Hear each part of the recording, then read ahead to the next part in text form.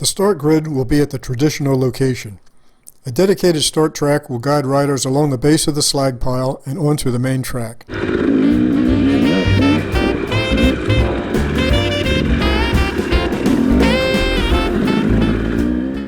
From here, riders will enter into a flowing and well-groomed trail bordered by sawgrass and other native Florida vegetation.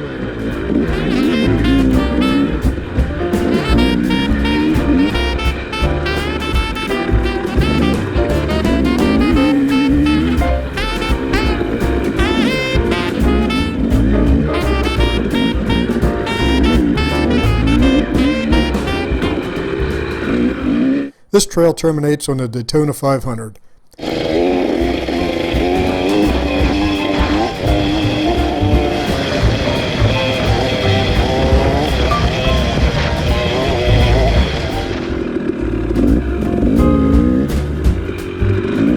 We're leaving the Daytona 500 and entering the Flatwoods.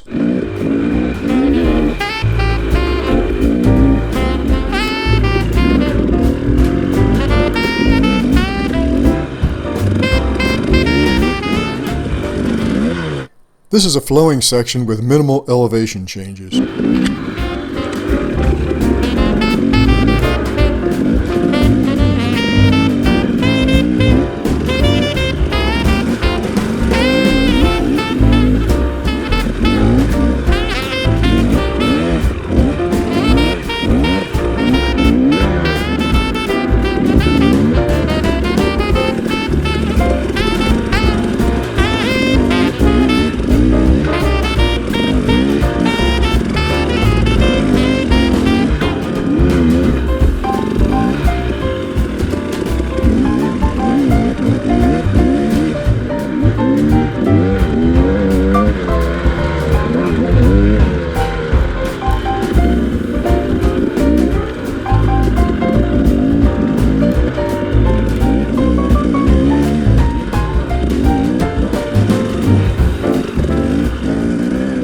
Now we leave the woods and head for a short ride on the MX track.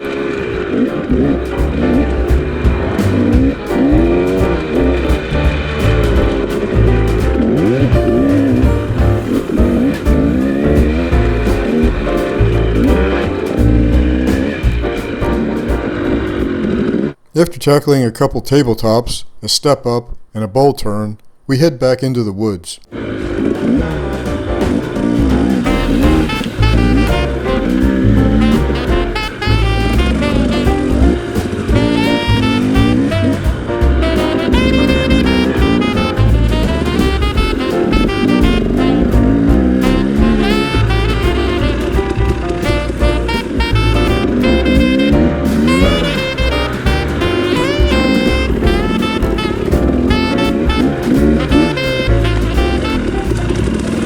Here we experience a few elevation changes, then take a ride through the ravine.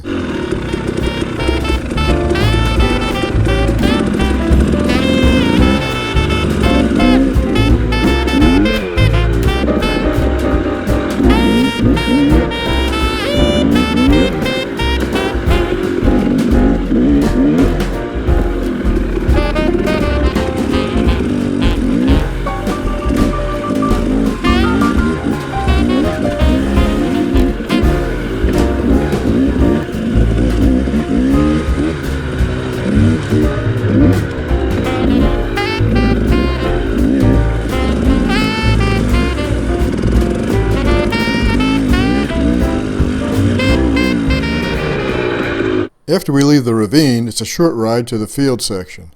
As you can see, the gate is closed and the cows are grazing, so we won't be doing any excursions into the field. So let's head back into the woods.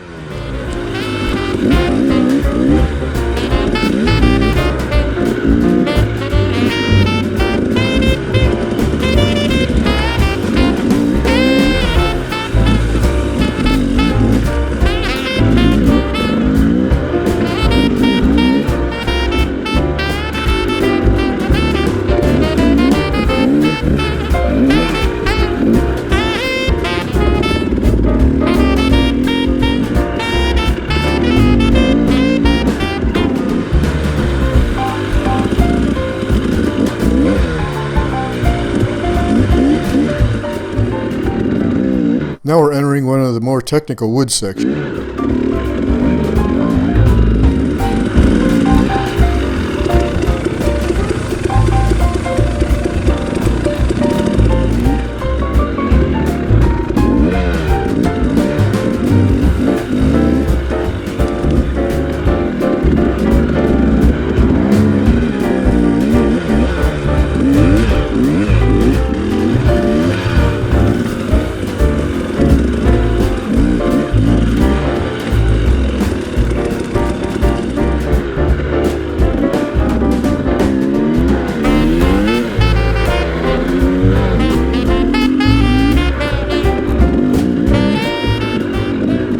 There is a hard easy split in this area.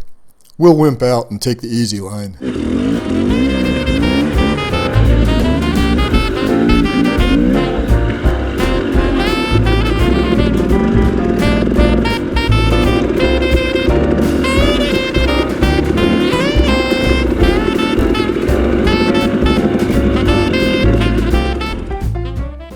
Now we leave the woods and enter into the motocross track for a second time.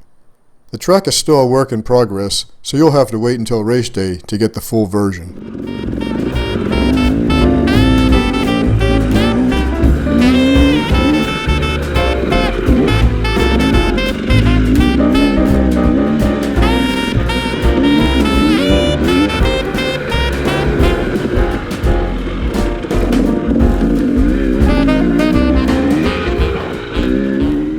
Now you're looking at our newly designed and constructed pedestrian bridge.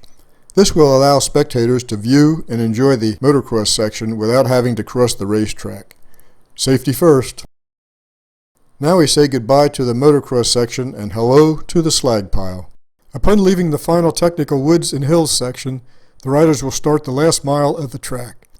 Beginning with a scenic ride along the lake, then a short run up, across, and down the slag pile. This leads to another short ride along the lake, then a winding loop through the sawgrass field.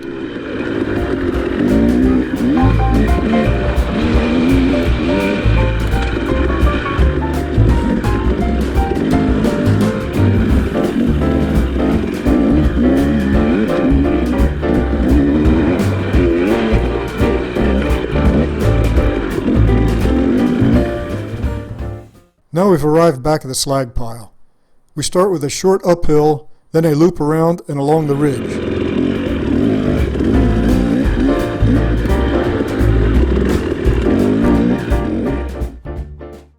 Now we head back down the slag pile, around the bottom, then back up to the top.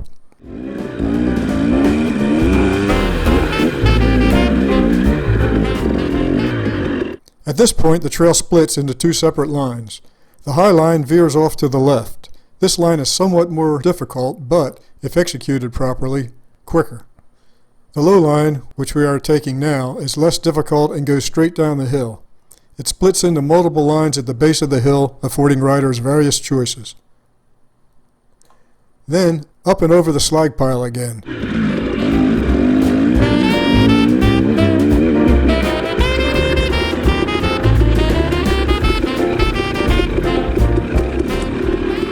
Around the base and back up to the top.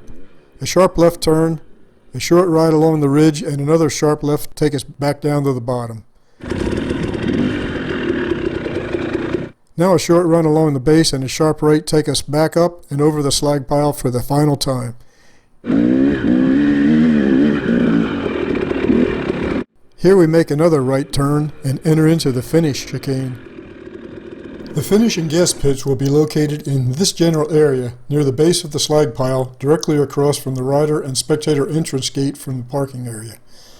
This is a major deviation from previous years and will afford the riders direct access to the parking pits after the race and provide much easier and closer access to the gas pit area for the pit crews. Now some of the other improvements for this year. The iconic antique cat dozer is now in full view, welcoming everybody to the event. The entrance road has been substantially widened and a second gate installed to improve ingress and egress to and from the parking field. Also, the vehicle sign-in will be moved up into the parking field.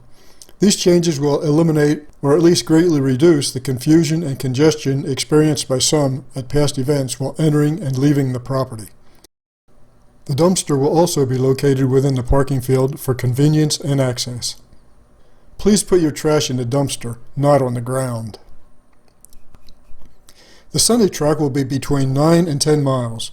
The Saturday course a mile or two less. The entrance gate will open about 2:00 p.m. on Friday. There will be an ample number of portable restrooms available for your convenience. A variety of vendors will be on site, including the Moose Racing semi-rig. Food vendors will be on site all weekend as well. Vendor Row will be moved to a more accessible and convenient location.